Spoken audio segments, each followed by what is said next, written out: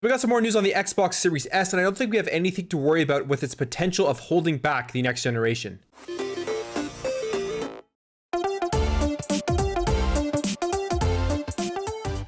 What is up, everybody? Welcome back to another video. If you're new here, I'm going to be covering everything for the next generation, as well as getting all the next gen consoles on day one and making tons of videos on those. So if you like what you see, hey, maybe consider subscribing. But for now, let's jump into this. So as we get closer to the launch of the Xbox Series X and S, a lot of people are wondering if the Xbox Series S, being the weaker console, is going to hold back the generation, basically thinking that developers are going to have to scale their games down because of the Xbox Series S, rather than making them for the most powerful console with the Xbox Series X. It looks like we got some more insight into how the Xbox Series S is not going to be a problem and that it won't hold back the Xbox Series X. So this comes from a recent interview with Peter Kolar and David Kolkar from Bohemian Interactive. Bohemian Interactive actually makes a bunch of games, DayZ being probably their big one right now. Besides that, they're really just known for the Arma series. But they went on to discuss the potential of the Xbox Series S and that they do not think the Xbox Series S is going to hold back the Xbox Series X. And this is what they had to say. The Series S shouldn't have any issues with lower games on lower resolutions, maybe some adjusted graphics effects. But that makes a lot of sense because the Series S and the Series X are going to act a lot like PCs,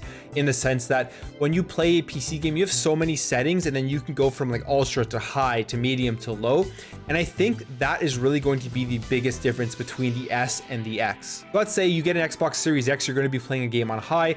You get an Xbox Series S, you'll probably be playing a game on medium. And obviously different resolutions, with the Series X being a 4K machine and the Series S being a 1440p machine. But the Series S isn't even just limited to 1440p, which is really surprising and really awesome to see. So this game here that originally came out for the Nintendo Switch on 2019 to lots of praise and really great reviews, it's kind of like a puzzler platformer style of game, is going to be on the Xbox Series X and the Xbox Series S, and it's going to render at 6K and 4K. So on the Xbox Series X, it's going to render at 6K. On the Xbox Series S, it's going to render at 4K. So really to show that the Xbox Series S is still powerful enough to push some games to a 4K resolution, which I think is a really good thing for everybody, because 1440p is still a great resolution. I play a lot of my games on my PC at 1440p, especially shooters or anything that requires a high frame rate.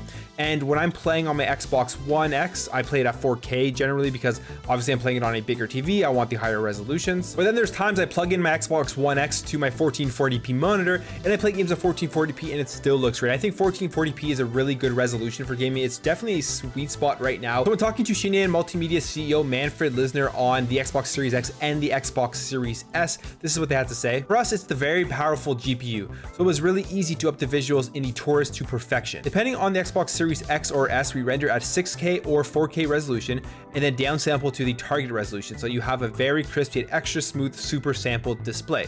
It almost looks like a good CGI movie, and that's all with no temporal reprojection. So every pixel is fresh and unique without temporal artifacts. Then they go on to talk about the Xbox Series S more, saying it wasn't a limit to us. I think the Xbox Series S is quite fine depending on what you need and what you want. So I don't know, to me that's just very reassuring that the Xbox Series S is not a console that's going to hold back the next generation, although a lot of people think it's going to or are saying it's going to. I really don't think there's anything to worry about. For everything that you're going to be able to get with that, with Game Pass, with the first party exclusives that are going to be coming out on Game Pass in the future, for $299 you're going to get to dip your toes into the next generation with a smaller, more compact box that just goes 1440p for the majority of games. We're seeing more and more games for the Xbox Series S getting that 1440p 60 FPS treatment. Gears 5 is going to have that. Gears 5 is going to have that. And with the Xbox Series S, there's also just a lot of confusion of what the console can actually do.